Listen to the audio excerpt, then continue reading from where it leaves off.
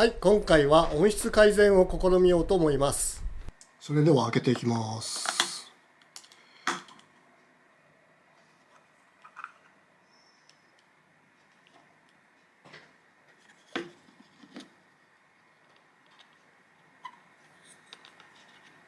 中はこんな感じでシンプルですね。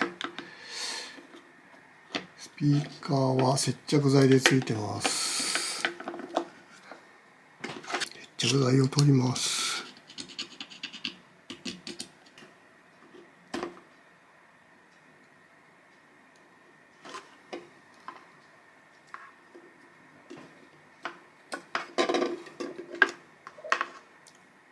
分離しました。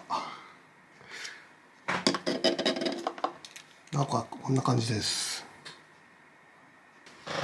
スピーカーの前の部分にあたるここの部分ですね。スピーカーの面積に比べてかなり狭いです。ここを切り取っていきたいと思います。